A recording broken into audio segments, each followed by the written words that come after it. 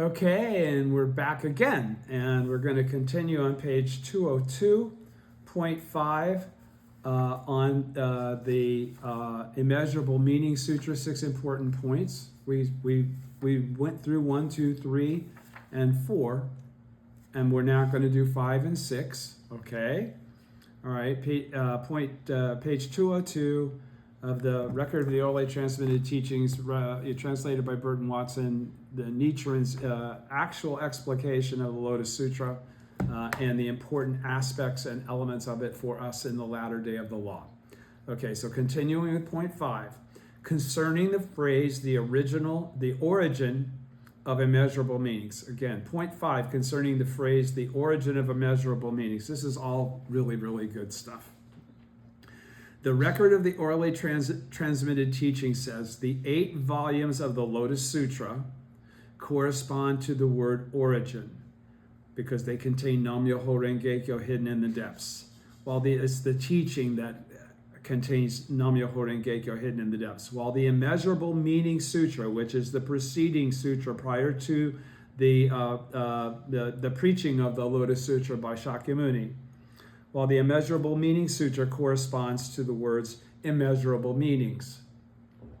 The immeasurable meanings are the 3 truths, the threefold contemplation, the 3 bodies, the 3 vehicles, and the 3 categories of action. So what did that just say? It said the 3 truths are non-substantiality, temporary existence, and the truth of the middle way. The threefold contemplation is Tentai's Makashikan prescription for being able to perceive the truth of the middle way. Okay, that's from Tentai. The 3 bodies are, of course, the 3 bodies of which we're originally endowed: our manifest body, our reward body, and our dharma body. The 3 vehicles are voice hearers, cause awakened ones, and bodhisattva, the things that you go through, the phases you go through to perceive and realize the ultimate reality that you are the Buddha exactly as you are. Buddhahood is realizing that you're the Buddha exactly as you are, by the way. It's not a level of understanding well, it is a level of understanding, but it's not a specific separate thing from voice hearers, cause awakened ones, or bodhisattvas. Those are all the elements of Buddhahood itself, realizing that you're the Buddha exactly as you are. And the 3 categories of action. So the 3 categories of actions are actions of the body, the mouth, and the mind. Those are the 3 things that create karma. Okay? In the Lotus Sutra, it is stated that the Buddhas, utilizing the power of expedient means, using all kinds of various examples of daily life for us to finally come to the conclusion and point that we are exactly what the teaching says and qualifies that we are. We're Buddhas exactly as we are. Apply distinctions to the one Buddha vehicle and preach it as though it were 3. Okay, so they apply distinctions to the one Buddha vehicle, the one Buddha vehicle, and preach it as though it were 3 voice hearers, cause awakened ones, and bodhisattvas. Thus, immeasurable meaning serves as a preparation for the Lotus Sutra. That's why it's in the threefold Lotus Sutra. It's the first teaching that precedes the Lotus Sutra itself, the 28 chapters. Here, it is shown as the 3 truths, non-substantiality, temporary existence, and the truth of the middle way, viewed as separate and independent from one another, because they were viewed that way initially until Tentai came up with this method in the Makashikan of being able to create the perception and enlightened perspective of the fact that it's not one or the other, it's the truth of the middle way. Okay, so here it is shown that the 3 truths viewed as separate from and independent from one another will not lead to attainment of the way. Only the unification, which was the unification, the threefold contemplation in a single mind, as I was explaining before, that's the thing from Tentai that prior to Nam-myoho Renge-kyo served as the gateway to Buddhahood in your present form, although it was theoretical. Only the unification of the 3 truths will lead to such attainment. Only when you're able to realize from everything that you hear, from everything that comes to you of your own mind, and from everything you do in trying to serve the law, all of those things are aspects of being the Buddha. And that in reality, you'll come to the conclusion, hopefully, of the truth that you are the Buddha exactly as you are, no matter how flawed you might be. He's going to get into all that. None of that matters. There's no separation between good and bad, or good and evil. There's no separation between anything. Everything actually is totally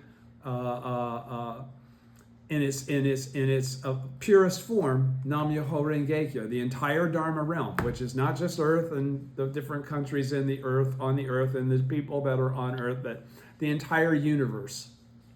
So hence, continuing on page 203 at the top, hence the Immeasurable Meaning Sutra demolishes the former view by stating, but in these more than 40 years, I have not yet revealed the truth. So all of those sutras that preceded the lotus, Shakyamuni was giving various different teachings and qualifying things as being separate, but in reality, they weren't. They weren't ever separate. It was just his means of being able to convey them. All right, so in the Immeasurable Meaning Sutra, prior to the Lotus Sutra, where he's going to now reveal the truth of the law, never identifying what that law is, other than to say it's the true aspect of all phenomena, which is what he's been qualifying. This true aspect of all phenomena is the element within all phenomena that ties all phenomena together from the same to establish the fact that they all emanate from the same source. All right. So he says, but in these more than 40 years, I have not yet revealed the truth. He says that in the Immeasurable Meaning Sutra, and that's what leads into his whole thing into the Lotus Sutra. The first 14 chapters, the theoretical teaching, and the last 14 chapters, the essential teaching. So chapter 2, Preaching the Law, from the Immeasurable Meaning Sutra.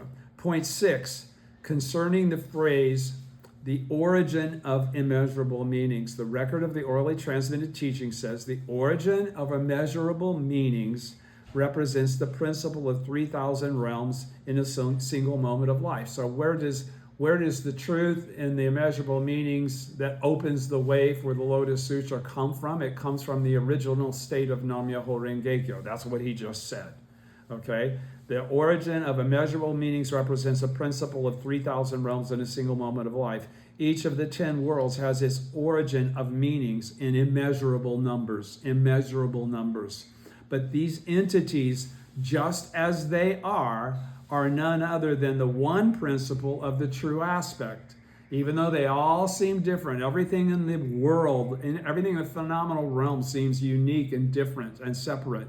But in reality, none of it is. It's all an aspect of the one principle of the true aspect.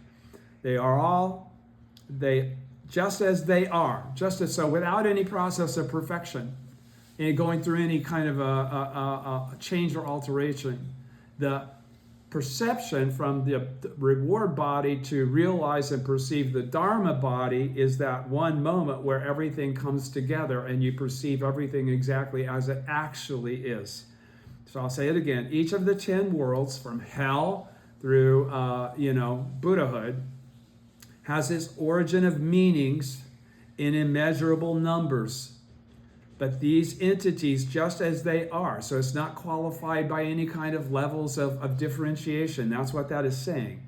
Hell isn't worse than Buddhahood, because hell contains the world, contains the realm of Buddhahood in it. So there is no distinction. All the 10 worlds have all the 10 worlds within them. And everything in each one of those worlds is still representative of the original state of life of Nam Myoho Renge Kyo. But these entities, just as they are none other than the one principle of the true aspect, the one principle of Nam Myoho Renge Kyo. This is explained in the Lotus Sutra as the true aspect of all phenomena. But it's the true aspect of all phenomena is never identified. That law is never qualified until Nietzsche perceived it hidden in the depths of the 16th chapter of the Lifespan chapter. And this sutra serves as preparation for the Lotus Sutra. That is, preparation for the principle of 3,000 realms in a single moment of life, actual Ichinen Sanzen. and hence it is called the origin of immeasurable meanings. The word origin corresponds to a single moment of life. What is that origin? It's the single moment of life when we emerge from nothingness, from non-substantiality, and manifest as a temporary existence, a temporary gathering of the five components, temporary existence in that form, because we're constantly always changing and changing and changing karmically from lifetime to lifetime. The words immeasurable meanings corresponds to the 3,000 realms. The words that we utter morning and evening, as well as the two elements of environment and self, likewise have their origins of meanings in immeasurable numbers. In other words, there's unbelievable number of variety within the phenomenal realm. It all seems all different, but it really isn't all different. It all originates from this single moment of life he was talking about for everything. Everything has an original single moment of life where it emerges from non-substantiality. And these are called Myoho Renge-kyo. These are called the simultaneity of cause and effect teaching. Therefore, this sutra serves as preparation, or the opening sutra, for the Lotus Sutra. Okay, so the 3-chapter Measurable Meaning Sutra precedes the Lotus and is the gateway to enter the wisdom of the Lotus Sutra. We're going to continue on page 203, the Universal Worthy Sutra, 5 important points. Now, this is the concluding sutra after the 28 chapters. All right, so if you're looking at the threefold Lotus Sutra, this would come after the Lotus Sutra is concluded, but it's still part of a 3-component teaching, because you have to understand the Universal Worthy Sutra as well. When we get into it, when we got into it, you saw the depth of how all those points were very long and not simple to understand. All right, so point 1 concerning the Universal Worthy Sutra. The full title of this sutra is Sutra on How to Practice Meditation on the Bodhisattva Universal Worthy as spoken by the Buddha. So it's not just as simple as the Universal Worthy Sutra. This is supposed to be, practice meditation is what we do actually while we chant Nam-myoho Renge-kyo to the Gohonzon. We practice active meditation. You're supposed to be having a samadhi, a connection, aspiring to have a connection with the mirror of the Gohonzon, so that it brings forth the enlightened Buddha nature of your own life. Okay? You can't always just be thinking about mundane world things. If you want to progress, you're going to have to actually apply yourself to going from just being a voice hearer, somebody that hears everything, to somebody that actually starts to perceive things on their own. That's the wisdom that comes of itself. That's what leads the reward body to finally perceive and discover the Dharma realm, the Dharma body that you've been eternally endowed with, and the fact that you are a Buddha of the original state from the very beginning. The record of the orally transmitted teaching says the lotus at the bottom of 203. The Lotus Sutra represents the substance of the doctrine as seen in, top of page 204, as seen in the mutual possession of the 10 worlds and the possession of the 3,000 realms. So, okay, let me say that again. That's very deep. The Lotus Sutra represents the substance of the doctrine, the means for you to perceive and understand how this could be, as seen in the mutual possession of the 10 worlds. What's that? That's the 100 worlds, okay? And possession of the 3,000 realms. That includes the 1,000 factors. That's all living beings have that in their karmic makeup. All of their lives reflect the truth of those mutual possession of the 10 worlds and the possession of the 3,000 realms, that they're Buddhas actually as they are. Hence, we may say that all 3,000 realms and the 10 worlds are universally worthy. So there's nothing in life that's not worthy. There's nothing in life that doesn't contain the element of Buddhahood, perfection, and nothing in life that doesn't contain the aspect of the original state. Not an element of the Dharma realm is missing. Not an element of the Dharma realm is missing. Therefore, it is universally worthy. So no matter what condition or state of life you're in, you are still a Buddha. You just haven't realized it, and you haven't manifested the fortune to bring it forth. You've not tried to develop the wisdom to perceive it as such. The 10 worlds of Myoho, the wonderful law, and the 10 worlds of Renge, the lotus flower, represent the two phenomena of life or the self and environment, respectively. I'll say that again. Are you with me here? Okay, the 10 worlds of Myoho, the wonderful law, okay, the 10 worlds from hell to enlightenment of the wonderful law, and the 10 worlds of Renge, simultaneity of cause and effect, the lotus flower, represent the two phenomena of life or the self and environment, respectively. Okay, so the 100 worlds, the 10 times 10 of the 10 worlds is the wonderful law, and the Renge, the lotus flower, represents the two phenomena of life or the self and environment. So your self and your environment are always actually one. You're not separate from the environment. Without the environment, there is no 3,000 realms. That's the important point he's making here. Everything that sustains you and allows you to be a living entity is all contained within that single phrase.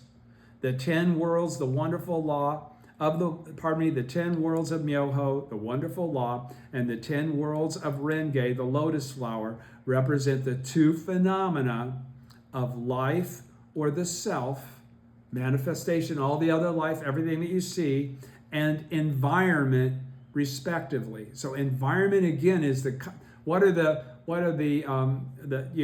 realm. What are the three realms? The realm of the person, an entity, a single entity, but a single entity never occurs by itself. It always occurs in a combination of other entities, because you have to have birth. You have to have a mother and a father. All the plants have mothers and fathers as well. Okay, so realm 1 is just a single entity. Realm 2 is all entities. And realm 3 is the environment which sustains them. The environment actually comes before life manifests in it. If you think about the evolutionary process of Earth, we all know from modern science, plants preceded anything that could be called an animal.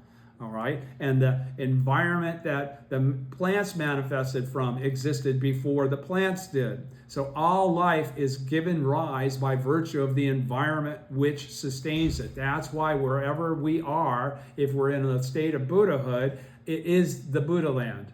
The land is not a separate land somewhere else. It's exactly where we are, even if it's in some place that's at war, and there's destruction and death and sadness and pain and suffering. That whole thing can become the Buddha land based on a reflection of the karma of the people that inhabit that space. Continuing in the second sentence, the Universal Worthy Sutra, this sutra that we're talking about now, concludes that these phenomena are none other than the Lotus Sutra, okay? Which means that in the latter day of the law, the 500-year period, when the Lotus Sutra as a text has become a provisional teaching, it's Nam-myoho Renge-kyo. The Universal Worthy concludes that all these phenomena are none other than Nam-myoho Renge-kyo, okay? All these various individuals and the space that they occupy, the environment, are all actually Nam-myoho Renge-kyo. Hence, it is called the concluding sutra to the lotus. This being the case, we may conclude that the 10 worlds are all Myoho Renge-kyo. They're all Nam-myoho Renge-kyo, combining Buddhahood and the 9 worlds. That's why we come up with 10 worlds. All right? Everybody is with me, I hope. I'm giving you a pretty detailed explanation of what these sentences are saying. Point 2, regarding the passage, how without cutting off earthly desires or separating themselves from the 5 desires, can they purify their senses and wipe away their sins? Now he's going to tell you don't have to. That's got nothing to do with it. Those were all elements of delusion, and the element of Buddhahood comes from you just manifesting the reward body and utilizing your manifest body to take you through and create the causes for you to finally realize and understand your Dharma body, so that you can understand that you're already a Buddha exactly as you are, and you always have been. You're not made up any differently than you were, and the things that preceded that action and activity don't really matter so much. They caused you suffering then, and they created karma that you're going to have to expiate as time goes on. That will never separate you from being the Buddha as you actually are. Okay, so the record of the orally transmitted teaching says this passage states that earthly desires are enlightenment, and that the sufferings of birth and death are nirvana. It's only when we emerge from non-substantiality into a single lifetime that we can bring forth and understand and perceive our eternal three bodies. Okay, so whatever goes on in your life, you created through karma. And in each lifetime, you can do things that will either make your karma better or less pleasant. Okay, so it's all on you, but it never separates you from your true identity. That's all delusion. To think that there's something separated by qualifications or separations of who's good and who's bad is ignorance. It's not what the teaching says. So none of you have to go and transform yourselves into priest-like monks in order to attain Buddhahood. That has nothing to do with it. You can all still have sex. You can all still have joy and have fun with other people. You can be any kind of person and still manifest this state as long as you encounter the law, which is a process of karma. You have to make the cause to encounter the law. If you encounter the law, then you can guaranteed know yourselves to have made the cause to encounter the law, because it never happens by accident. All right? So the record of the orally transmitted teaching says, point 2, this passage states that earthly desires are enlightenment and the sufferings of birth and death are nirvana. We got to quit thinking about perfection as being something that has to do with being perfect. It's the perfect mind of understanding and perceiving the Dharma body. It's nothing more than that. For the votaries of the Lotus Sutra, greed is greed and remains just as it is.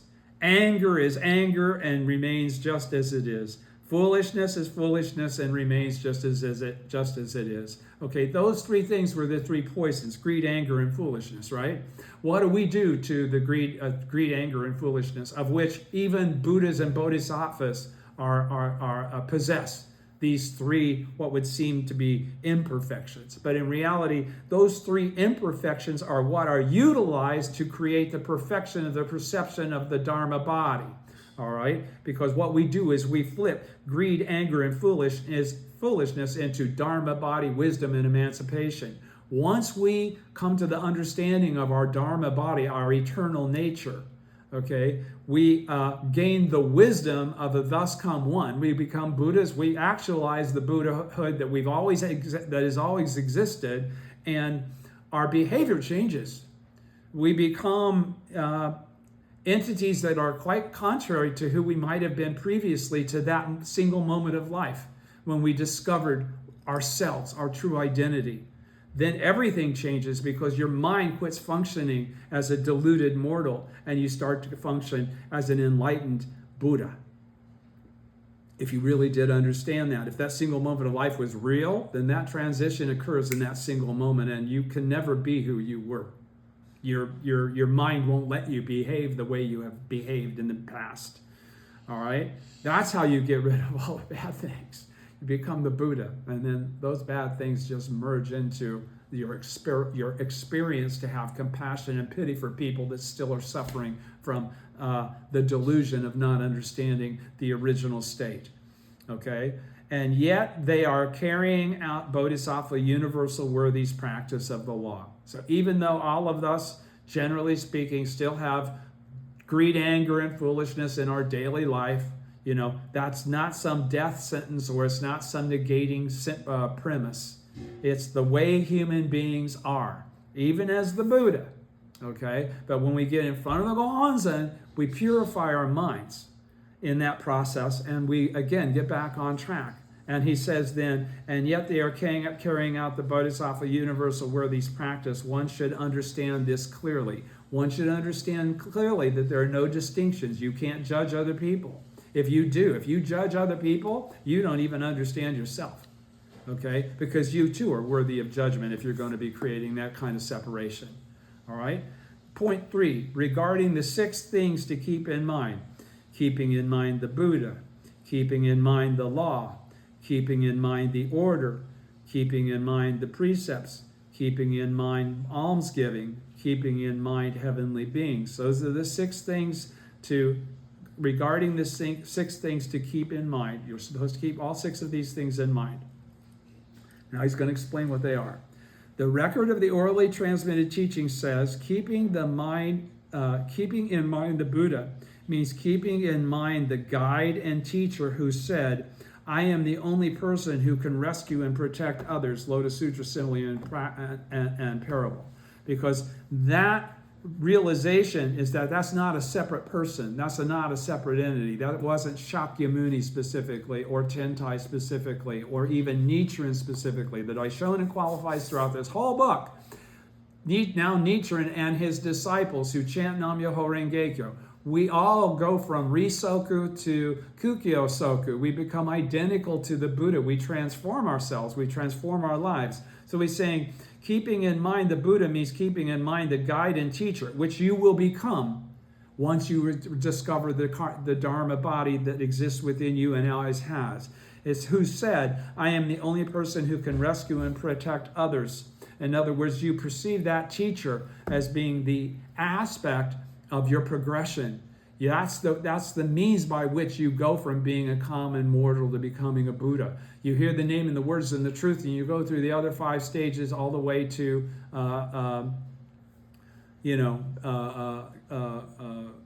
stage 6 of practice. Keeping in mind the law means keeping in mind the 5 characters of the Daimoku in the age after the passing of the Buddha. So that's chanting Nam-myoho Renge-kyo. The first one is the person that helps you progress along the path, okay, by encouraging you or introducing you to the law itself, Nam-myoho Renge-kyo. Keeping in mind the order means keeping in mind the practitioners who are ordinary mortals in the latter day of the law. So keeping in mind the people around you that are also trying to progress, are trying to understand, are trying to get their heads straight about how could all these things be different and still be all the same. It's not a simple process of understanding, okay? So, and all of them support one another. The teacher propagates the law, and the law allows your mind to purify itself from the standpoint of your own ignorance. The keeping the mind of the precepts means keeping in mind the passage of the Lotus Sutra that says, this is what is called the precepts, okay? And that really comes down to the dutta, the diligence, the never give up. Because if you try to progress along the 6 stages of faith, you are going to have constant issues of challenge. I mean, it's already predicted in the Lotus Sutra. It's been the case for every single Buddha that's ever attained Buddhahood. All of them had to go through the sufferings of greed, anger, and foolishness. Okay, and the karma those create, because they are all temporary gatherings of the 5 components, they are all living beings. They are coming to the point of perception. I'm going to go on because there's only a little bit more here. So keeping the mind of almsgiving, keeping in mind almsgiving means keeping in mind that one should bestow the daimoku on all living beings. Which this means that once you've attained this state of clarity, you don't just utilize it for your own self. In fact, you don't even care about that anymore because you don't fear death anymore. You understand the Dharma realm, and you don't judge things in the same fashion anymore. So basically, the almsgiving is constantly doing shakabuku, constantly trying to introduce others and explain to them and help them through the process of understanding the depth of this teaching and the perfection of this teaching. Keeping in mind heavenly beings means keeping in mind the fact that, as the Lotus Sutra says, the heavenly beings day and night will, for the sake of the law, constantly guard and protect them. What that is that you never forget the fact that in reality, when you're chanting Daimoku to the Gohonzon, everything on the Gohonzon is a form of protection for your life. And you should always have a sense of gratitude for those protections that are somehow bestowed upon you through the process of practice and the process of chanting. And so subsequently, you're guarded and protected, so you don't have any reason to have fear. Without fear, you can really make a lot of progress, Okay? Without fear, you do not have as much of a tendency to judge yourself. One of the first things that you have to do to become a Buddha is to forgive yourself before you start worrying about forgiving other people. You've got to forgive yourself. That's the only way you can progress past this mud that you're stuck in, that I'm not good enough. How could it be me? It is you. It's always you. He's just now qualified. It's always you. It's your mind where all of this is manifesting. These six practices described above should be carried out by the practitioners of the law, or practitioners of the Lotus Sutra, the disciple of Nichiren in the latter day of the law. One should think about this. So these six practices described above should be carried out by the practitioners of the Lotus Sutra in this, the latter day of the law. One should think about this. So what he's saying, what do you think about this? When he's saying Lotus Sutra, he's talking about the Daimoku. When he's talking about the teaching, he's talking about the teaching of Nichiren. When he's talking about the aspiration of clarity, it's to be one of the same mind as Nichiren, who perceives all of this as it's being explicated to you as I'm reading it. This is the Daishonen's Lotus Sutra right now that I'm reading right now.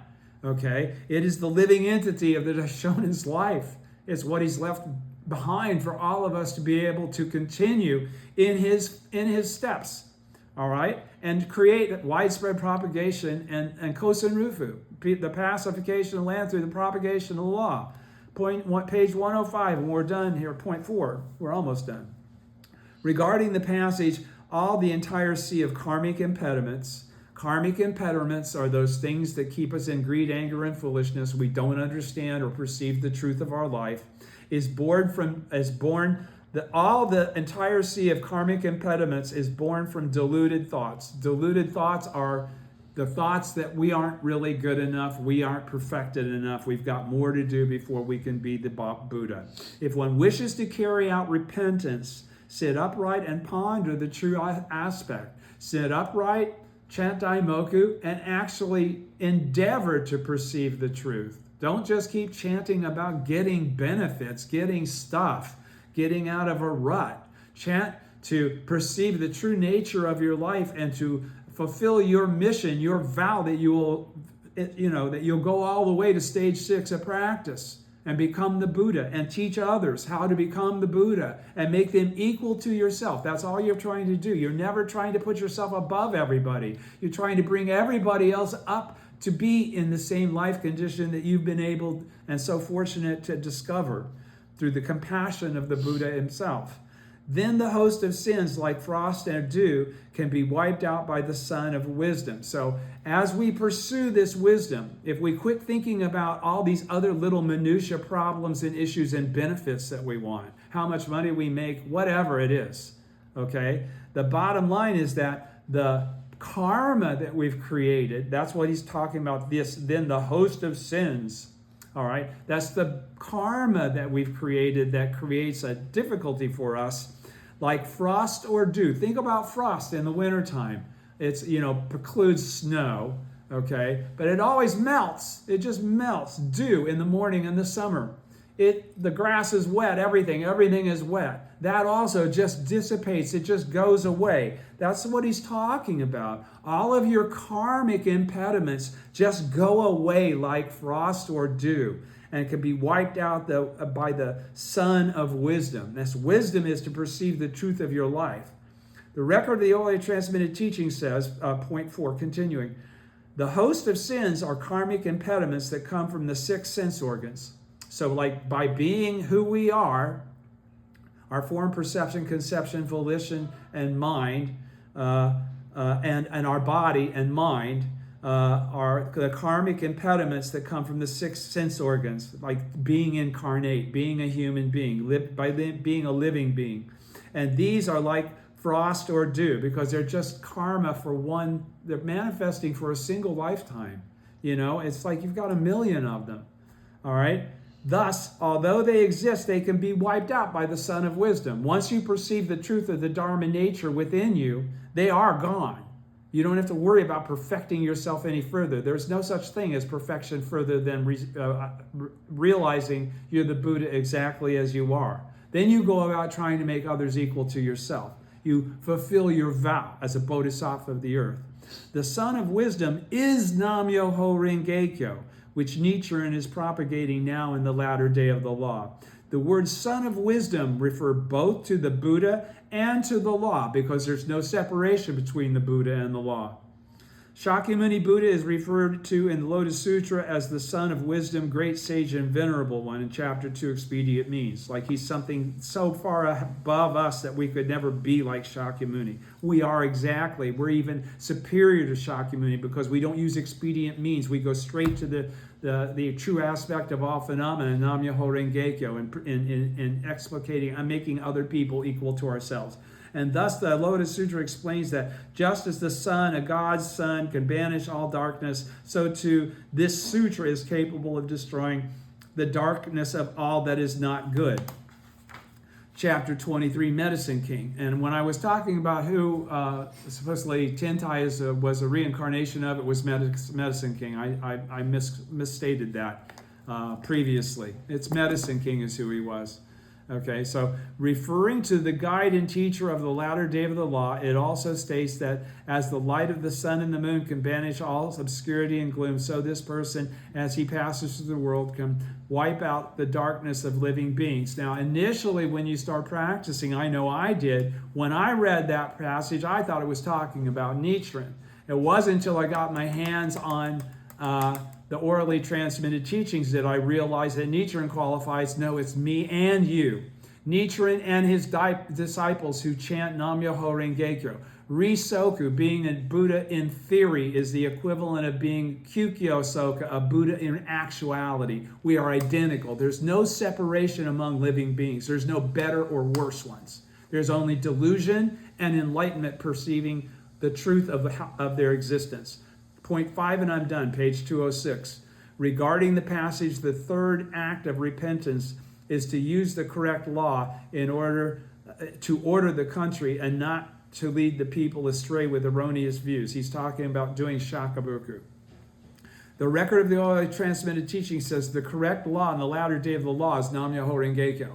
Not any of those preceding sutras, and not even the Lotus Sutra. The Lotus Sutra in the latter day of the law is Nam-myoho Renge-kyo. These 5 characters are a secret law that only Nichiren brought forth into the 500-year period, which was the only time in which the great pure law could be revealed. Okay, so it couldn't be revealed until that age had changed to the age of quarrels and disputes, the latter day. The Saha world couldn't transform prior to that. These 5 characters are a secret law that does not deceive any living being. Does not deceive any living being. Every living being that embraces Nam-myoho Renge-kyo can attain Buddhahood in their present form. If all those under heaven join together in believing in it, then this country will be peaceful and calm. The realm of the environment will take on the aspect of our own Buddha nature and become the Buddha land instead of the Saha world, the sufferings and endurance, the world of suffering and endurance. Thus, Volume 8 of Profound Meanings, Tentai says, if one relies upon this law, then all under heaven will be at peace. The words this law refer to the Lotus Sutra.